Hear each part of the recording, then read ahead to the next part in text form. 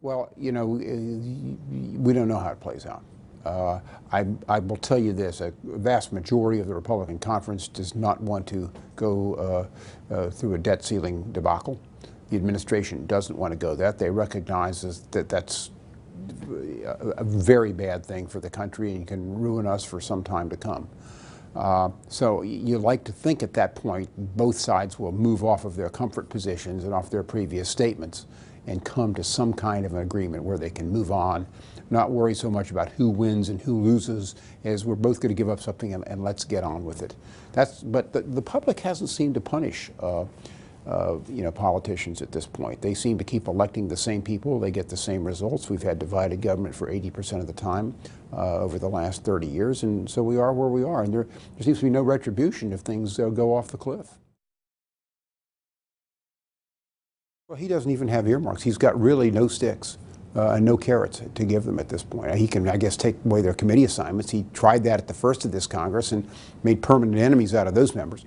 And made them martyrs to some of the interest groups out there. So it's completely changed, and you've got a system right now that is behaving in elections as a parliamentary system. It used to be all politics is local. Now it's all politics is national. A very huge difference. Shutdown is an inconvenience. Default is economic death. We've never been to the default stage before. We don't really know what that means, but as we look at it, as it is analyzed, it could cause a huge crash in the economy that you may be years recovering from. Look, we went through this with the TARP vote, the Troubled Asset Relief Program, probably one of the most unpopular votes I ever cast. It took us 2 votes to get that through the House, and particularly through the Republican conference. Because members knew it was unpopular and their constituents didn't want them. But had we not done that, the economy would have unraveled. And I think there are very few economists that would disagree with that.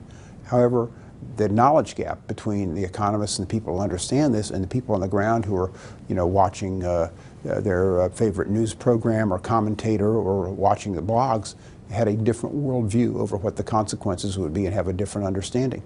So TARP ends up being a very unpopular vote when in point of fact it ended up paying for itself and probably saving the Republic.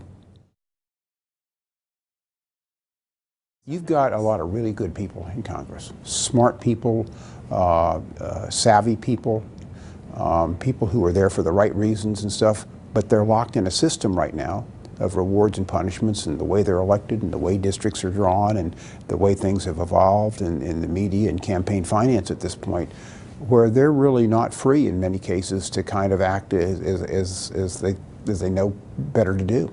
The report card in Congress isn't how many kids did I feed today or what did I do to reduce the deficits. It's did we win or lose the next election. That's the incentive. That's the way the system is designed. And the way it's designed currently, it encourages behavior that acts out on the extremes with not compromising, just holding fast to your positions. And yet our balance of power system is designed around people of goodwill and intelligence coming to some kind of conclusion and compromise.